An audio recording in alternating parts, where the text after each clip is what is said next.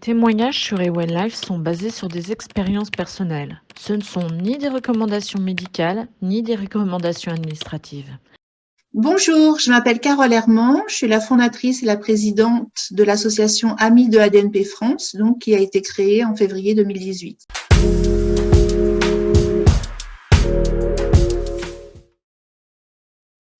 Alors l'ADNP, c'est un acronyme assez compliqué, c'est la protéine neuroprotective dépendante de l'activité. Alors bon, ça ne veut pas dire grand-chose en soi. Donc c'est la raison pour laquelle je vais plutôt parler donc de l'impact que ça a donc sur les enfants, adolescents, jeunes adultes porteurs donc de ce syndrome.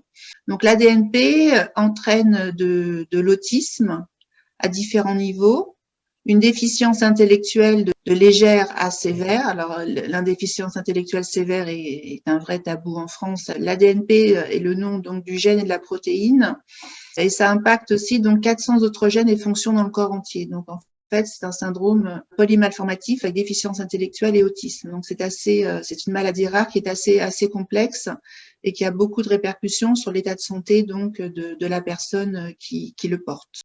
Ton fils souffre donc de ce syndrome. Il est autiste à déficience intellectuelle sévère, non verbale. Or, il a atteint l'âge de 20 ans et il est passé à l'âge adulte. Et aujourd'hui, tu es là pour prévenir les parents qui vont vivre cette transition. Que veux-tu leur dire? Et je dirais que la déficience intellectuelle sévère, qui concerne donc on va dire des patients qui sont non-verbaux, est très mal prise en charge en France. C'est une vraie question, taboue, on va dire, parce que rien n'est prévu. Et là, ça concerne principalement, alors déjà la prise en charge, parce que les différents professionnels sont peu enclins donc à suivre des enfants qui sont en situation de déficience intellectuelle sévère et qui sont non-verbaux. Ça concerne donc les orthophonistes, les psychomotriciens et tous les professionnels qui pourraient intervenir et aider donc le jeune adulte. On a l'impression qu'en fait, qu'à l'âge adulte, que tout s'arrête, qu'on est largué en pleine nature. Et ça concerne aussi l'accompagnement au moment du passage à l'âge adulte, où rien n'est proposé donc au jeune pour lui expliquer qu'il va quitter l'hôpital pédiatrique pour l'hôpital adulte, lui expliquer donc les enjeux alors c'est sûr, on pourrait le faire dans des termes un peu plus simples, mais pour expliquer en fait que l'hôpital pédiatrique c'est fini, que maintenant il va être suivi à l'âge adulte. Alors, il y a des projets ici et là qui sont menés de façon locale pour expliquer la transition. Alors transition, c'est un mot qui est assez moche en fait. Le relais des équipes pédiatriques vers l'hôpital adulte ne communique pas réellement. Et il y a des projets quand même pour accompagner ceux qui sont porteurs de maladies rares, hein. Il y a des projets qui existent, mais qui ne concernent pas les enfants. J'appelle les enfants, hein, voilà, les personnes qui sont en situation donc de déficience sévère. Un peu comme si ces personnes qui sont non-verbales et qui ont une déficience intellectuelle sévère n'étaient pas en mesure de comprendre, de s'apercevoir qu'ils quittaient l'hôpital pédiatrique pour l'hôpital adulte. Donc ça, c'est un vrai problème. Et c'est aussi un problème pour les familles parce que de ce fait, les familles ne sont pas accompagnées non plus. Et c'est vrai que ce passage vers l'hôpital adulte est assez délicat. On aurait besoin de soutien et ce soutien n'existe pas du tout, sauf si on le met en place. C'est ce que j'ai fait, ou plutôt ce que j'ai fait, c'est que je me suis occupée du passage à l'hôpital adulte toute seule en fait. Il n'y a que 2 transitions médicales qui ont été faites. Et pour les 5 autres, j'ai dû me débrouiller toute seule parce que c'était le flou artistique. Donc bon, j'ai réglé, ça m'a pris 48 heures. On m'a félicité en me disant que l'hôpital pédiatrique n'aurait pas réussi à aller aussi vite. Mais à quel prix? Tu as écrit un livre de cartes postales, en fait, où tu évoques justement ce problème de transition adulte. Tu peux nous parler un peu de ce livre, pourquoi tu l'as fait? J'ai aussi beaucoup gueulé, on va dire, pour me faire entendre et pour faire entendre le fait qu'un diagnostic, ça changeait beaucoup de choses. Et j'ai tellement écrit que j'en ai publié, que j'ai publié un petit livre à compte d'auteur qui s'appelle donc Vie banale. C'est un recueil de cartes postales. Il n'y a pas de chapitre, ce sont des petites cartes postales donc qui relatent chacune des parties donc de notre vie. Et j'y consacre aussi donc une partie pour ce qu'on appelle donc la transition, et aussi donc un regard sur la prise en charge ou sur la politique des maladies rares. Et justement, dans ce livre, à un moment, tu abordes le problème du parcours du combattant administratif que ça va être dès que ton enfant va devenir majeur. Tu peux nous en parler et puis lire quelques extraits de ton livre? Alors, c'est qualifié par une filière de santé, par la filière de santé déficience comme étant une aventure administrative. Moi, je dirais plutôt que c'est un embarquement dans une galère, parce que pour nous, ça a duré 9 mois et sans accompagnement. Pourtant, c'est prévu dans le 3e plan des maladies rares. Donc là, en fait, alors on vous dit tout simplement que que les différents acteurs sont la MDPH et le département, sans toutefois vous donner en fait. Il n'y a aucun support qui vous donne donc toutes les différentes étapes par lesquelles vous devez passer. C'est la raison pour laquelle donc je vous ai transféré quelque part l'organigramme, le schéma en fait du passage des droits à l'âge adulte de l'enfant. Alors pour expliquer ça, parce qu'en fait ça dure 9 mois de procédure. Au cours desquels il faut envoyer des documents 36 000 fois de suite avec des pages, des feuilles qu'on n'arrive même pas à remplir parce qu'on ne sait pas si. Alors on doit écrire parfois au nom de l'enfant, parfois c'est l'aidant familial donc qui doit prendre la parole, qui doit écrire. Donc on sait pas trop vers quoi on s'embarque. 9 mois, c'est vrai que c'est assez compliqué. Alors nous on a eu la chance quand même que la MDPH donc ait traité notre dossier rapidement. Donc après, j'ai cru que ça allait s'enclencher de façon assez naturelle, fluide, et qu'il n'y aurait pas trop donc d'embûches, mais ça n'a pas du tout été le cas. Donc là, en fait, ce que je vais lire, c'est donc un petit extrait de mon recueil de cartes postales Vie banale. Alors il y a des passages humoristiques quand même dedans, mais il y a aussi donc des passages plus, on va dire, plus en lien avec ce qu'on peut vivre. Donc là, je vais enlever mes lunettes. Donc mon fils est non-verbal. Aucune information concernant l'âge de mon fils ne filtre. Mon fils est non-verbal et nous avons tous des compétences verbales. De ce fait, il me paraît difficile de comprendre pourquoi personne ne parle. Parce qu'en fait, on se retrouve seul et personne, ça se passe comme ça à coup de dossiers. On reçoit des dossiers donc par la poste qu'il faut remplir. Moi, je me souviens une fois que je ne savais pas comment remplir un document, donc j'ai écrit je ne sais pas quelle case cocher. Donc une semaine après, on m'a envoyé le dossier en me disant vous n'avez pas coché les bonnes cases. Bah oui, évidemment, je savais pas. On rentrait pas dans les jeunes adultes en situation d'autisme qui sont non-verbaux et qui ont une déficience intellectuelle sévère n'entrent pas dans les cases. Alors déjà pendant l'enfance, c'est déjà compliqué d'entrer dans les cases, mais à l'âge adulte, en fait, là, il y a aucune case qui nous convient. Donc je poursuis ce que je lui écris. On me demande de cocher des cases que je ne comprends pas. De plus, je cherche les cases qui correspondent à notre situation, point d'exclamation. Pourtant, et c'est ça qui est encore une fois de plus embêtant, dramatique et c'est problématique plutôt. Pourtant, dans le 3e plan des maladies rares, il est question de faciliter l'accès aux dispositifs, droits et prestations dédiés aux personnes handicapées et leurs aidants, d'aider à la transition adolescent-adulte et de mettre en place un accompagnement plus étroit des personnes atteintes de handicap liés à une maladie rare. Qu'en est-il? Rien n'est proposé. Et là, j'ai le sentiment en fait que chaque interlocuteur, que ce soit la MDPH, la DASES, la CAF, le juge des tutelles, il y a le psychiatre agréé, il y a la banque. J'ai le sentiment en fait que personne communique et quand j'envoyais des mails, personne ne me répondait. Donc moi, je pars du constat assez simple, c'est que je me répète sans doute, c'est que je ne comprends pas pourquoi les gens ne répondent pas aux mails. Ils ont toutes les aptitudes donc pour répondre donc à des mails, échanger, parler dans les normes, avoir un discours articulé, mais personne ne répond. Je me suis même retrouvée orientée vers des boîtes vocales pour gérer mon dossier. Donc là, c'était dramatique. Ou parfois je répondais J'envoyais un courrier, on me le renvoyait en disant toujours bon, ben, c'est incomplet. Ben, c'était hyper stressant, quoi. Voilà, parce que pendant 9 mois vous recevez des documents qui n'ont pas de sens, c'est compliqué. Alors c'est vrai que la MDPH a traité le dossier très rapidement concernant en fait comment on appelle ça, le projet de vie. Bon, ça on a écrit avec le papa, ça s'est résumé donc en 2 lignes, donc ça a été ultra rapide. On pensait que la suite serait aussi rapide.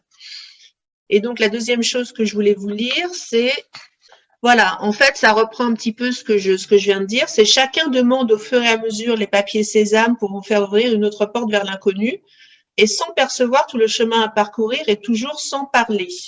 Alors moi, j'ai appelé ça un peu, j'ai dit en fait que c'était comme un orchestre en fait, comme un orchestre sans chef d'orchestre, c'est-à-dire que chacun dans son coin joue son petit morceau de musique et il n'y a aucune coordination entre les différents acteurs. Les différents acteurs ne communiquent pas, donc moi j'essaie quand même de les mettre en relation parce que j'ai leurs adresses mail, donc on aurait pu dire que ça aurait pu me faciliter les choses, mais c'est pas ça qui a fait avancer, c'est pas ça qui a rendu les choses plus fluides. Le passage délicat donc de l'expertise par un psychiatre donc agréé. On m'avait dit que ça ne durait que 5 minutes, que c'était rapide, qu'il allait vite s'apercevoir que mon fils donc autiste non verbal avec déficience intellectuelle ne pourrait pas s'occuper, donc ne pourrait pas gérer son allocation adulte handicapé. Donc plutôt que, alors c'est vrai que assez rapidement il s'est rendu compte. Alors déjà il voulait aucun compte rendu médicaux pour se faire une idée tout seul. Mais bon, au bout de 30 secondes, dès qu'il est arrivé à la maison, parce qu'il s'est déplacé, j'avais demandé à l'assistante sociale qui était à côté de nous pendant toutes ces démarches, parce qu'en fait, elle n'était pas, c'est la première fois qu'elle s'occupait donc du passage à l'âge adulte des droits.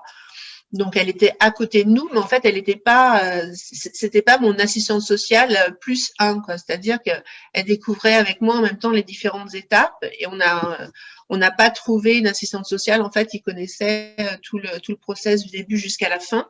Je parle en fait, c'est un orchestre, en fait, sans chef d'orchestre et chacun joue donc son instrument de son côté sans écouter les autres et de façon très désordonnée.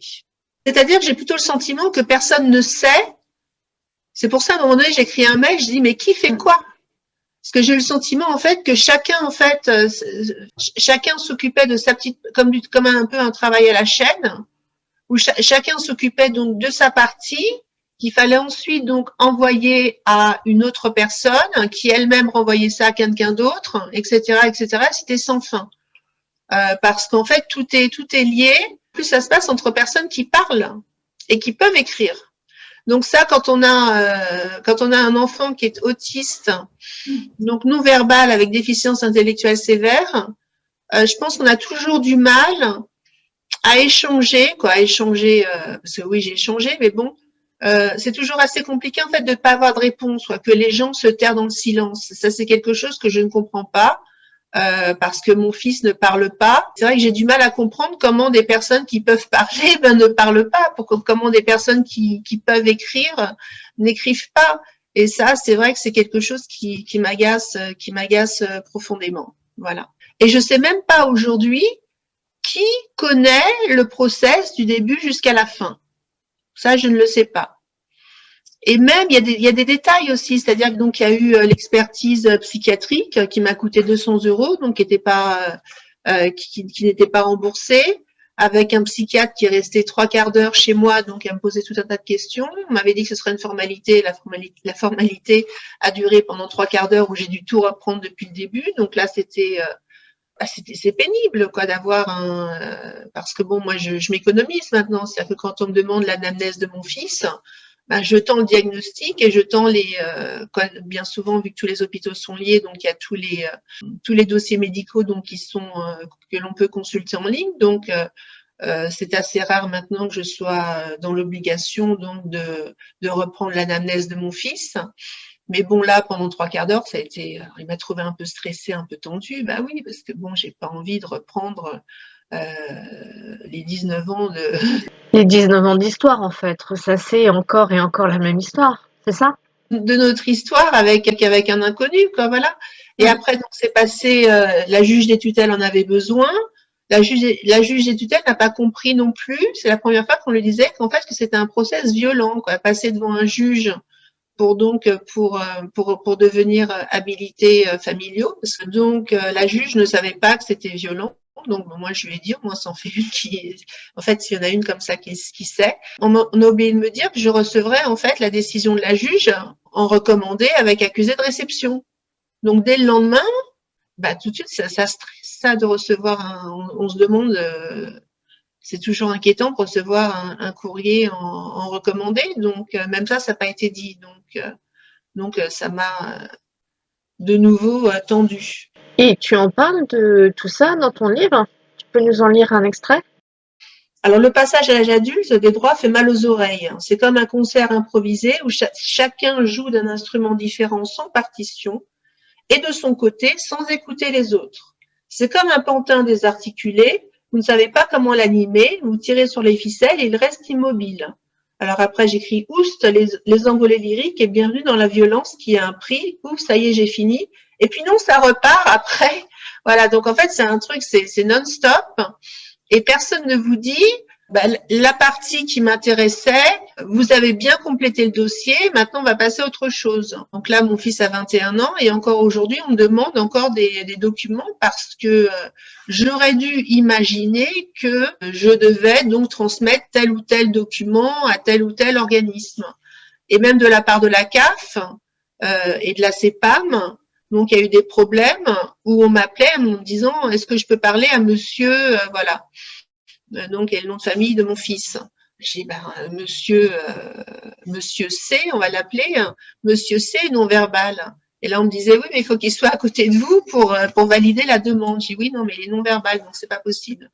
Alors pour finir par une touche humoristique dans tout ce processus donc du passage à l'âge adulte des droits, je dirais diplôme attente me concernant mention très bien, diplôme crise de nerfs mention très bien, diplôme humour noir mention passable et les papiers continuent leur valse sans esthétique. Donc finalement, à un bout de 9 mois, tout s'est réglé. En off, tu nous disais que l'AAH, l'allocation aux handicapés adultes, ben, ça devenait compliqué également. Les jeunes adultes porteurs donc de troubles neurodéveloppementaux qui sont autistes, non-verbaux avec déficience intellectuelle tombent dans le tronc commun de l'allocation adulte handicapé. Il n'y a plus de distinction. C'est-à-dire que avoir une maladie rare avec déficience intellectuelle, c'est géré de la même façon qu'une personne, par exemple, qui est non-voyante ou qui a une EMC mais qui peut parler, à différents degrés. Il n'y a pas d'allocation adulte handicapé donc pour ceux qui sont porteurs de maladies rares avec déficience intellectuelle. Il faut savoir que quand même la déficience intellectuelle ne touche que 2% de la situation, que 2% donc de la population. Alors concernant l'allocation adulte handicapé, pour les personnes donc qui sont en situation de déficience intellectuelle sévère et qui représentent uniquement 2% donc de la population, moi je me pose la question, est-ce qu'on continue donc à gérer les dossiers, à gérer la transition donc des droits à l'âge adulte de cette façon-là, en sachant que que les jeunes adultes donc qui sont en situation de déficience intellectuelle avec autisme mais qui sont non verbaux vont galérer donc pour faire passer à l'âge adulte leurs droits, ou soit on prévoit donc des petites cases en plus pour ceux qui sont porteurs de maladies rares avec déficience intellectuelle, parce qu'on s'aperçoit qu'on est une fois de plus que la déficience intellectuelle associée à l'autisme est encore tabou. C'est-à-dire que rien n'est prévu, rien n'a été pensé donc pour combler ce vide. Il y a toujours un côté positif dans les choses. C'est-à-dire que dans l'IME de mon fils, ils ont prévu donc un accompagnement donc des familles dès les 18 ans de l'enfant pour préparer l'âge adulte. Et depuis donc mes aventures administratives, ils insistent maintenant donc sur le lourd process administratif qui les attend. Donc au moins notre expérience aura servi à quelque chose. Donc ça c'est plutôt Tu nous disais pendant la préparation de cette interview qu'en fait, souvent, ben, tu te retrouvais la première à être confrontée à tous ces problèmes. Donc, dans mon parcours de vie avec mon fils, ben, bien souvent, on a essuyé les plâtres. Voilà. C'est-à-dire que depuis, on va dire, depuis 2004, on essuie les plâtres. C'est-à-dire que dès qu'on passe quelque part, la situation n'a jamais été, n'a jamais été donc pensée. Donc, ça fait presque 18 ans, 17 ans que donc qu'on essuie les plâtres. Et quand il nous arrive quelque chose, quand je suis face donc à des démarches administratives, ben tout de suite les choses après se modifient. Donc bon, c'est bien pour les autres, mais moi j'ai l'impression de profiter d'aucun service d'accompagnement. Et c'est vrai, ben comme je l'ai lu tout à l'heure, le troisième plan des maladies rares prévoit cet accompagnement. Mais qui? Alors on a beaucoup de chance en France. Hein. Orphanet, c'est français. La France est le seul pays au monde à avoir donc à avoir un troisième plan des maladies rares, troisième plan. Hein. Avant 3, il y a 1, il y a 2, et là, il y a 3. Et bientôt, il y aura 4. Donc, maintenant, il faut se poser la question, quand est-ce que sur le terrain, les familles vont pouvoir profiter des jolis écrits? Voilà.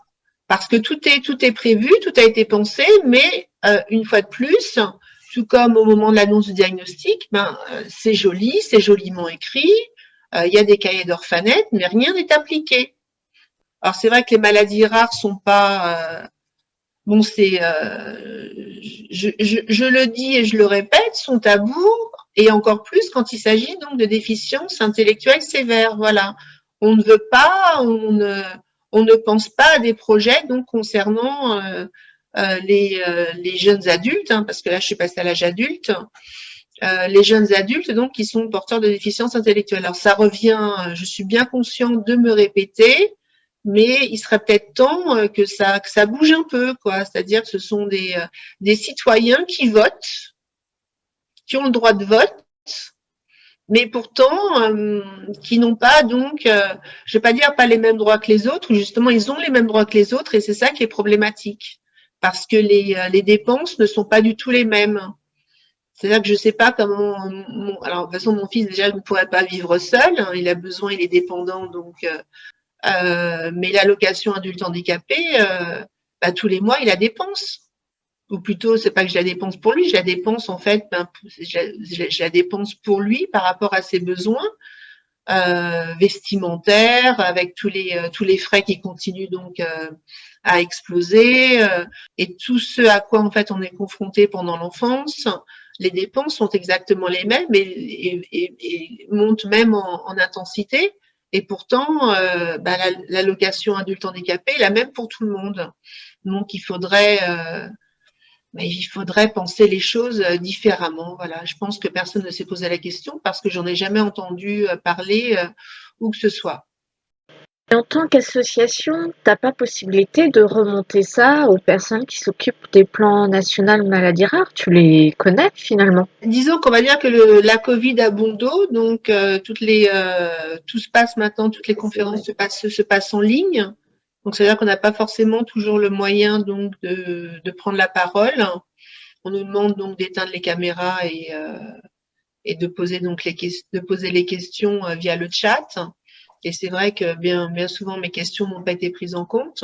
Ou quand je parlais donc quand je parlais de la transition donc vers l'hôpital adulte, j'ai posé la question par rapport donc aux enfants qui sont en situation de déficience intellectuelle. Donc là, c'était je me heurtais à du silence parce que ça n'a pas été pensé. Donc si ça n'a pas été pensé, évidemment personne n'a de réponse. Concernant le passage à l'âge adulte des droits, je pense que personne s'est posé la question. Parce qu'on sait que c'est la MDPH, que c'est le département. Alors la filière déficience appelle ça une aventure administrative. Alors bon, moi j'essaie de creuser un petit peu en disant que c'est pas une aventure administrative, mais c'est une vraie galère qui dure 9 mois. Et là on me répond ah bon, voilà. Donc non, je pense que tout ça, ça n'a pas été pensé. Alors c'est assez difficile donc quand il y a des conférences donc via Zoom. Alors c'est difficile de poser les questions parce que les questions les questions auxquelles les différents interlocuteurs répondent sont filtrées. Et ce qui est important en fait quand il y a des conférences, c'est d'aller rencontrer les gens donc quand au moment des pauses pour vraiment donc parler des problèmes auxquels on se confronte. Mais bon, par Zoom, on n'a plus de lien direct avec les personnes et ça permet pas de faire avancer les choses. Donc, concernant le troisième plan des maladies rares, moi, j'ai le sentiment que les associations, en fait, on est là pour un petit peu tâter le terrain, faire remonter les choses. Mais en fait, après, ça change rien. Tout le monde prend des notes. Alors peut-être que ça va permettre d'élaborer autrement le quatrième plan des maladies rares, je sais pas. Toujours est-il que moi je suis pas contactée. Si j'ai participé à beaucoup de conférences qui abordaient la transition. En fait, la transition est envisagée plus par rapport à l'hôpital, parce que le reste on estime que c'est uniquement administratif, voilà, donc c'est rien. Et à l'âge adulte, au niveau administratif, on tient toujours compte des besoins spécifiques? On ne tient plus compte de ces besoins spécifiques. Nous, personne n'aide pour les transports parce qu'il n'y a pas de taxi conventionné. Et puis, c'est vrai que là, on est amené, donc, quand je circule dans Paris avec mon fils, on est amené donc à prendre bien souvent des taxis pour se déplacer. Donc ça, on a un forfait pour les taxis, mais bon, qui ne couvre vraiment pas donc les besoins. Il a aussi une aide pour tout ce qui concerne l'hygiène, mais là, les prix explosent aussi. Il a des aides pour une tierce personne, en plus du montant que les dents les dents familiales professionnelles reçoivent. C'est-à-dire que bon, pour être concrète, mon fils a 2300 € de ICSU qui tombent tous les mois et je ne peux pas les utiliser comme je veux. C'est-à-dire qu'il y a une mauvaise heureusement dans un sens que bon, faut pas non plus abuser. On n'a pas besoin de 2300 € en plus par mois pour vivre. Hein. Ça c'est logique. Mais c'est vrai que quand vous avez une machine qui tourne 5 fois par jour avec un sèche-linge autant, avec un réfrigérateur qui est malmené, l'obsolescence est toujours programmée. Hein, que l'enfant ait 10 ans, 15 ans, 20 ans ou 21 ans, on est confronté donc aux mêmes dépenses. Et il y a une mauvaise répartition des ressources, c'est-à-dire que voilà, après c'est quelque chose que j'ai déjà dit. Moi, les machines à laver, je les compte plus dans notre vie. Hein. C'est la même chose pour les réfrigérateurs.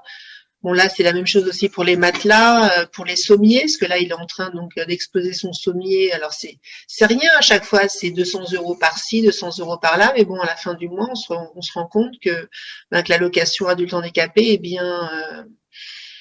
est bien dépensé. Et à ça s'ajoutent aussi tous les frais vestimentaires. Mon fils est rhabillé, je ne vais pas dire qu'il est rhabillé quasiment de la tête aux pieds tous les mois, mais il a un gros budget vêtements parce qu'il déchire ses vêtements. Et donc ça, c'est pas en plus des frais et des médicaments qui sont pas remboursés. Donc ça fait beaucoup au bout du compte. Et donc c'est pour ça que j'insiste. Alors j'ai essayé d'avoir J'étais en contact avec donc l'adjointe de la mairie, adjointe donc aux personnes en situation de handicap, pour justement pour parler de ce problème de répartition des ressources. Ça pourrait être du ponctuel, par exemple. C'est pas normal de changer de machine à laver une fois par an, hein, ou de changer de réfrigérateur une fois par an. Donc on est dans l'exceptionnel parce que la déficience intellectuelle sévère touche uniquement 2% de la population. Donc on n'est pas nombreux, mais rien n'est fait pour nous aider. Et selon toi, il faudrait faire quoi pour ces déficiences mineures à très sévères? Tu aurais des idées? Alors concernant la politique des maladies rares, je pense qu'il devrait y avoir quand même que l'accent devrait être mis sur les maladies rares du neurodéveloppement, parce que c'est le cas pour la DNP. Bon, je vais revenir sur des notions un peu médicales, c'est-à-dire que toutes les fonctions du cerveau ne sont pas activées. Il faut une prise en charge pluridisciplinaire qui, à l'âge adulte, donc disparaît complètement. Alors bien sûr, il faut intervenir. C'est important d'intervenir dès le plus jeune âge pour optimiser donc le développement de l'enfant. À partir de l'âge adulte, on a le sentiment que l'enfant n'intéresse plus personne, n'intéresse plus les professionnels parce que les prises en charge s'arrêtent. Voilà, c'est-à-dire que quand on a 20 ans et qu'on a besoin de faire de la psychomotricité, aucun psychomoteur ne veut s'occuper de votre enfant, idem pour l'orthophonie. Ça, c'est pour le versant, on va dire, médical et rééducatif. D'un point de vue maintenant, on va dire administratif, mais c'est pas qu'administratif, hein, parce que quand on vous dit pendant 9 mois que votre enfant va avoir 20 ans, oui, c'est très bien. Moi, je savais que mon fils allait avoir 20 ans en 2020, je le savais, mais je pensais pas qu'on me le répéterait comme ça autant pendant 9 mois, parce que ça, le goût est plutôt amer.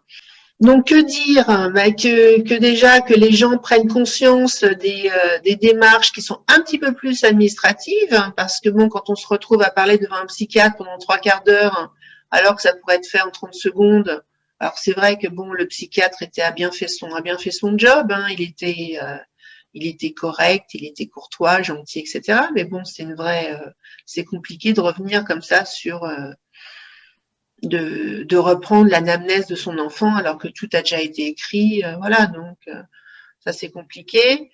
Et par rapport au droit, par rapport à l'allocation adulte handicapé, sincèrement, et dans la mesure où les personnes porteuses de déficiences intellectuelles sévères, non verbales et autistes parlent d'autisme sévère avec déficience intellectuelle, et je pense, et qui représente en plus que 2% de la population.